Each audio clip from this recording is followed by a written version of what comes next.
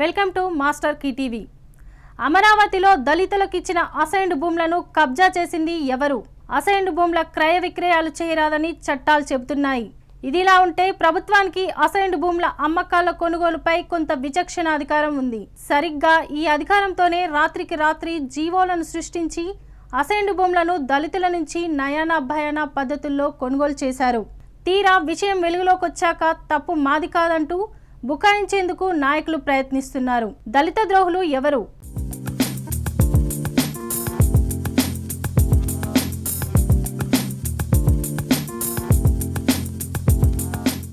అమరావతిలో రాష్ట్ర రాజధాని ఏర్పడబోతోందంటూ తమ భూములకు ధరలు పెరుగుతాయని అప్పట్లో రైతులు అందరూ ఆశించారు. ఇదే ఆసరాగా చేసుకుని గత ప్రభుత్వంలోని కొందరు నాయకులు కారు చౌకగా అందని కాటికి కొనేశారు. అయితే ఆ భూములలో దళితులకు కేటాయించిన అసైన్డ్ భూములను సైతం వాళ్లు వదలలేదు. నిజానికి అసైన్డ్ భూములు అలా అమ్మడానికి వీలులేదని చట్టాలు స్పష్టంగా చెబుతున్నా కూడా భూపందేరంలో విలువైన భూములను కైవసం చేసుకున్నారు. అప్పట్లో అధికారంలో ఉన్న టీడీపీ అలాంటి అసైన్డ్ భూములున్న వారి పాలిట చుట్టంగా మారి అందుకు అనుగుణమైన జీవోలను ఎడాపెడా జారీ చేసేసింది. ఇప్పుడు ఆ జీవోలు చెల్లవంటూ కోర్టులు చెబుతూ ఉంటే ఈ పాపం ఎవరికి చుట్టుకుంటుందో అందరికీ తెలిసిందే. ఇక్కడ తేలాల్సిన విషయం ఏమిటంటే ఇది వ్యవస్థల లోపమా లేదా స్కాములు చేసిన వ్యక్తుల శాపమా అని.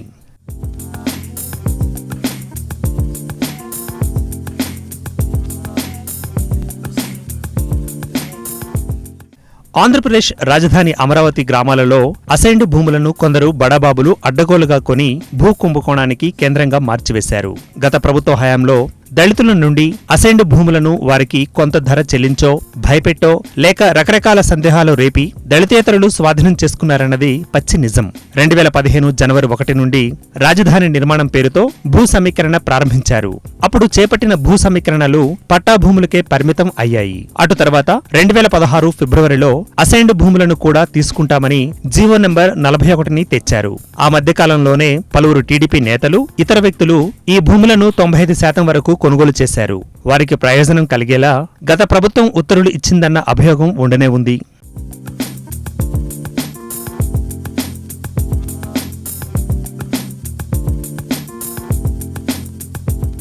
అయితే తెలుగుదేశం అసలు కుంభకోణమే జరగలేదన్నట్లుగా ప్రచారం చేస్తోంది. కొందరు దళితులు సిఐడి అధికారుల వద్దకు వెళ్లి తాము స్వచ్ఛందంగానే విక్రయించామని ఎవరూ తమను బెదిరించలేదని చెప్పారని కూడా కథనాలను వినిపిస్తున్నారు.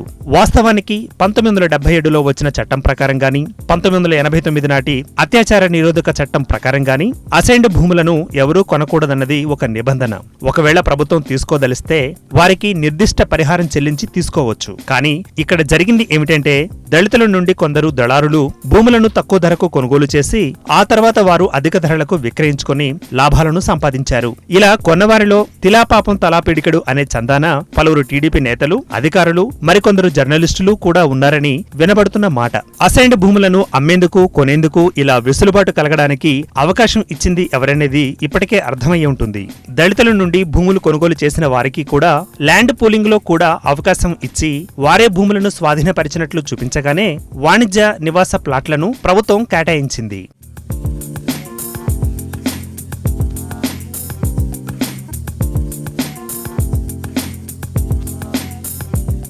ఇలా చేయడానికి వీలుగా సంబంధిత జీవోలను మాజీ ముఖ్యమంత్రి చంద్రబాబు నాయుడు, మంత్రి నారాయణలు జారీ చేశారన్నది వినిపిస్తున్న మరో ఆరోపణ. ఇందులో వాస్తవం లేదా? కానీ గౌరవ హైకోర్టు వారు రాజధాని ప్రాధికార సంస్థ చట్టంలోని ఒక సెక్షన్ ప్రకారం ఈ చట్టం క్రింద చేపట్టిన చర్యల విషయంలో అధికారుల మీద కానీ అథారిటీల మీద కానీ ఎలాంటి ప్రాసిక్యూషన్ చేయరాదని చెప్పకనే చెప్పింది. కనుక చంద్రబాబుకు, నారాయణకు సిఐడి పెట్టిన కేసులో 4 వారాల పాటు స్టే ఇచ్చారు. దీని ప్రకారం సిఐడికి ఈ కేసు విచారణ చేపట్టేందుకు అర్హత ఉందా అన్నది తేలాలని న్యాయస్థానం అభిప్రాయం వ్యక్తం చేసింది.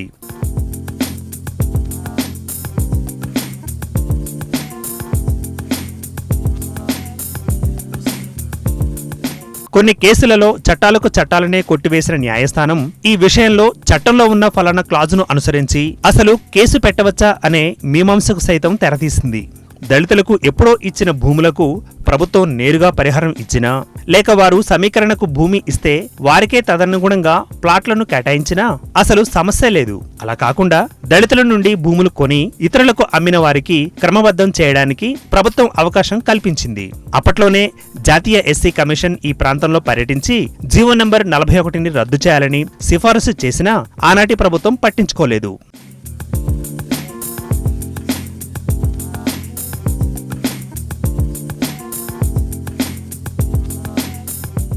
కొందరు దళితులు స్వచ్ఛందంగానే భూములు అమ్మి ఉండవచ్చు, కానీ అలా అమ్ముకోవడానికి చట్టం అనుమతిస్తుందా?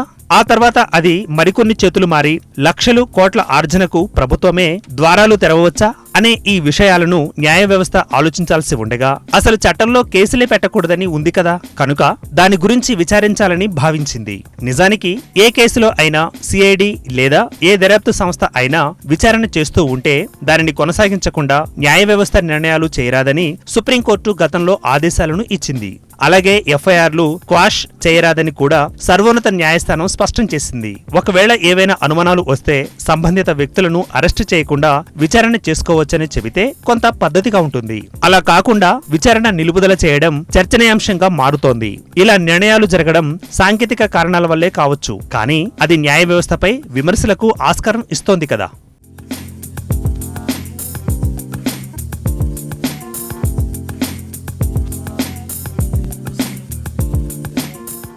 దీనికి సంబంధించిన జీవోపై కేబినెట్లో చర్చించి నిర్ణయం తీసుకోవాల్సి ఉండగా మాజీ ముఖ్యమంత్రి చంద్రబాబు నాయుడు ఆనాటి మున్సిపల్ మంత్రి నారాయణలు జీవో విడుదల చేసేశారు.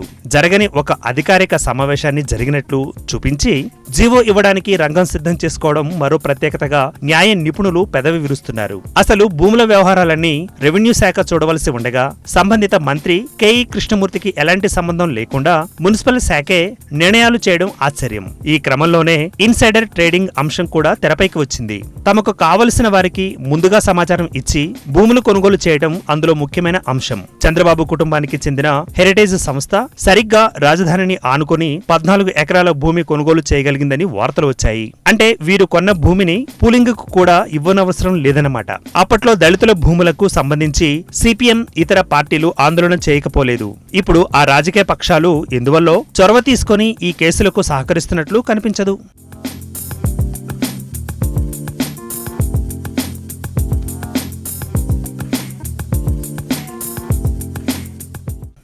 తాను ఒక మధ్యవర్తి నుండి ఎకరం భూమి కొనుగోలు చేశానని, అది అసైన్డ్ భూమి అని తెలిసే కొన్నానని అప్పట్లో ఒక ప్రముఖుడు పేర్కొన్నాడు.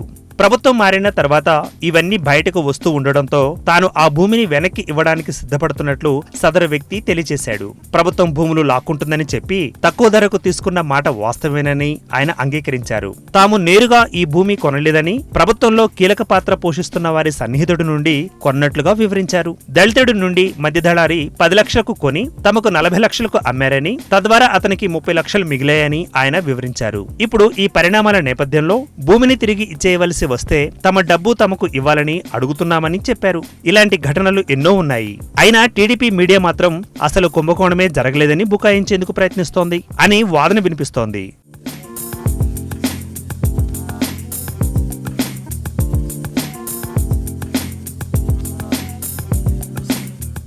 ఎమ్మెల్యే ఆళ్ల రామకృష్ణారెడ్డి ఎలా కేసు పెడతారని ఒక వాదన తేవడం, అసలు దళితులకు నష్టమే జరగలేదని మరో ప్రచారం చేయడం, ఇలాంటివన్నీ గత పాలకులు గాని వారికి మద్దతు ఇచ్చే మీడియా గాని ఆత్మరక్షణలో పడ్డాయని చెప్పకనే చెబుతున్నాయి. అదే సమయంలో హైకోర్టులో ప్రభుత్వం తరపున మరింత సమర్థవంతంగా వాదన వినిపించాలన్న అభిప్రాయం కూడా లేకపోలేదు. భూముల స్కామ్ను కనిపెట్టడం ఒక ఎత్తు అయితే దానిని నిరూపించడం మరొక ఎత్తు. రాజధానిలో దళితుల అసైన్డ్ భూములతో సహా వేల ఎకరాలకు సంబంధించి అనేక కుంభకోణాలు జరిగాయి అని అందరికీ తెలుసు. కానీ వాటిపై ఎలాంటి చర్యలు తీసుకున్నట్లు తేలకపోవడమే ఆశ్చర్యం కలిగించే అంశం.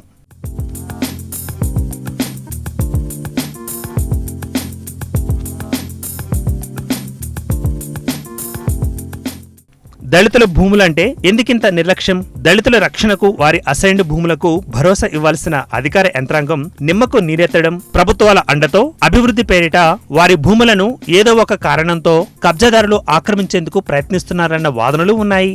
ఇదిలా ఉంటే అక్రమార్కులకు అనుకూలంగా రాత్రికి రాత్రే జీవులు పుట్టించడం అనేది దళితుల అభివృద్ధికి అనుకూలంగా చేస్తే మంచిదని సామాజికవేత్తలు తమ అభిప్రాయంగా వ్యక్తం చేస్తున్నారు.